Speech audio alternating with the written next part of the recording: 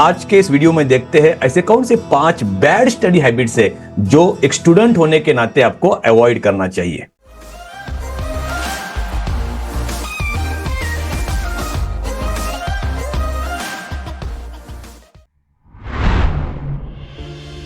पहला, making notes first without understanding the concept. बिना concept को समझे पहले नोट्स निकालना शुरू करना। और मैंने कई सारे स्टूडेंट को देखा है जो टॉपिक को बराबर समझ के लेते ही नहीं है और बिना समझे नोट्स निकालना शुरू करते हैं। अगर आपने टॉपिक को अंडरस्टैंड ही नहीं किया और वैसे ही आपने उसको अगर मेमोराइज करने की कोशिश की तो मैं आपको बताऊं कि वो टॉपिक आपके ब्रेन में स्टोर हुआ ही नहीं है। पहले हमें समझ के लेना है कि नोट्स निकालना पढ़ाई के अलग अलग स्टडी मेथड्स में से एक बेस्ट मेथड है। बिकॉज यही नोट्स आपको बाद में एग्जाम प्रिपरेशन के लिए काम में आते हैं। बिकॉज एग्जाम को जाने से पहले जो नोट्स आपने निकाले हैं उसमें से जो की पॉइंट्स है उसको अगर एक बार भी आपने गो थ्रू किया तो भी उस की पॉइंट को यूज करके एग्जाम में आप अच्छी तरीके से आंसर्स लिख सकते हैं। और की पॉइंट्स को यूज करके आंसर लिखना ये तभी आपके लिए पॉसिबल है जब भी आपने टॉपिक को बढ़िया तरीके से अंडरस्टैंड करवा के लिया है, समझ के लिया है। बिकॉज मैं हमेशा कहता हूं understanding is the first step towards memorisation. समझ के लेना याद रखने की तरफ उठाया हुआ पहला कदम है। तो पहला समझ के लीजिए। अगर कोई कॉन्सेप्ट आपको समझ में नहीं आ रहा है, you can take help of your subject teachers. आपके जो सब्जेक्ट टीचर्स है आप उनकी मदद ले सकते हैं। इसीलिए first understand the topic very well and then make notes. Second mistake, doing other activities while studying. मैंने कई बार देखा है कि कई सारे स्टूडेंट्स पढ़ाई के टाइम पे कई सारे अदर एक्टिविटीज में काफी एंगेज रहते हैं, जैसे कि गाने सुनते सुनते या टीवी देखते देखते पढ़ाई करना। अगर पढ़ाई करते करते मोबाइल के ऊपर कुछ नोटिफिकेशन आया तो फोन उठा के व्हाट्सएप पे, इंस्टाग्राम में, फेसबुक में जाके वो मैसेज को चेक करना, दोस्तों के साथ बात करते करते पढ़ाई करना और ऐसे कई सारे एक्टिविटीज। स्टूडेंट, मुझे आपको एक ही बात बतानी है, multitasking while studying is not effective for several reasons. पढ़ाई के साथ अदर एक्टिविटीज करना क्यों इफेक्टिव नहीं है, इसके कई सारे रीजन है। Reason number 1, divided attention. अगर आपने आपका फोकस कई सारे एक्टिविटीज में डिवाइड किया, स्प्लिट किया, तो कोई भी एक काम के ऊपर कंसंट्रेट करने की आपकी जो एबिलिटी है वो कई हद तक कम हो जाती है और जिसका परिणाम जो टॉपिक आप पढ़ रहे हैं उसका अंडरस्टैंडिंग आपका कम हो जाएगा और वो इंफॉर्मेशन आपके ब्रेन में स्टोर होने के चांसेस भी कम हो जाएंगे। Second, reduced productivity.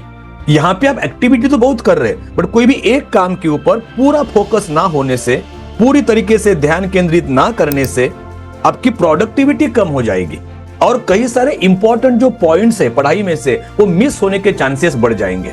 Third reason, increased stress. एक साथ कई सारे काम करने की कोशिश में जब डिजायर्ड रिजल्ट्स नहीं मिलता है तो तनाव और चिंता बढ़ सकती है। ओके, और इसमें और एक बात है, कई बार स्टूडेंट्स मुझे पूछते हैं कि सर क्या हम लोग इंस्ट्रूमेंटल म्यूजिक सुन सकते हैं? ओके, यहाँ पे हमें समझ के लेना है, रिसर्च ये कहता है कि कई सारे स्टूडेंट्स में पढ़ाई करने के टाइम पे जब वो इंस्ट्रूमेंटल म्यूजिक को सुनते हैं तो वो स्टूडेंट का पढ़ाई में फोकस बढ़ जाता है। लेकिन ये कुछ स्टूडेंट्स की बात है, आपको चेक करना पड़ेगा कि आपके लिए ये वर्क कर रहा है कि नहीं कर रहा है। Okay, at the end, in a nutshell, don't try to be multitasking, be always single tasking and don't mix any other activity with studies। चलो आगे बढ़ते। थर्ड बैड स्टडी हैबिट क्या है? और थर्ड बैड स्टडी हैबिट है studying in bed. Bed के ऊपर बैठ के, बेड के ऊपर लेट के पढ़ाई करना क्यों एडवाइजेबल नहीं है, इसके कई सारे रीजंस हैं। पहला, एसोसिएशन। बेड के साथ हमारा एसोसिएशन, ये हमारा माइंडसेट क्या है कि बेड बोलेंगे तो आराम करने की या नींद लेने की जगह है। यस, और यही माइंडसेट के साथ जब बेड के ऊपर बैठ के आप पढ़ाई करते हैं तो आपका फोकस रहना या अलर्ट रहना काफी मुश्किल हो जाता है। सेकेंड रीजन है comfort. Actually beds are design for comfort. Yes, और इसीलिए बेड के ऊपर बैठ के हम जो पढ़ाई करते हैं तो एक ड्राउजीनेस, नींद आने की संभावना ज्यादा है और जिसका सीधा असर आपका पढ़ाई का जो क्वालिटी है उसके ऊपर हो सकता है। चलो आगे बढ़ते हैं। Fourth bad study habit, neglecting the boring subjects. मैंने देखा है कि कई सारे स्टूडेंट्स को सब्जेक्ट को लेके लाइकिंग एंड डिसलाइकिंग होता है। उनके लिए कुछ सब्जेक्ट फेवरेट होते हैं तो कुछ नॉन फेवरेट भी होते हैं। लेकिन वो ये बात को नहीं समझते हैं कि कोई भी एक सब्जेक्ट को जब मैं निगलेक्ट करता हूं, उसका सीधा असर आपके जो ग्रेड्स है वो कम होने के ऊपर हो सकता है और ओवरऑल एकेडमिक अचीवमेंट के ऊपर नेगेटिव इंपैक्ट हो सकता है। दूसरा रीजन ये भी है कि अगर आप कोई पर्टिकुलर सब्जेक्ट को, जैसे मैथ्स है, साइंस है, इसको निगलेक्ट करते हैं तो आपके लिए फ्यूचर करियर अपॉर्चुनिटीज है वो काफी लिमिटेड हो सकते हैं। तो माय डियर फ्रेंड्स, कोई भी सब्जेक्ट को स्किप करना, निगलेक्ट करना या टालना, ये पढ़ाई की एक गलत आदत हो सकती है और उसका सीधा असर आपके अंदर का जो एक डिसिप्लिन है, जो एक अनुशासन है, उसके ऊपर हो सकता है। तो हमेशा याद रखिए कि हर सब्जेक्ट का एक मूल्य होता है और कुछ सब्जेक्ट को टालने से उसका सीधा असर आपके एग्रीगेट मार्क्स के ऊपर होता है। So my dear friends, we should give importance to all the subjects. There is nothing like favourite and non favourite subject. चलो आगे बढ़ते हैं। Fifth bad study habit is studying for long hours without taking break. मतलब बिना break लेते हुए घंटों तक लगातार पढ़ाई करना। तो स्टूडेंट, पहला तो हमें यह समझना है कि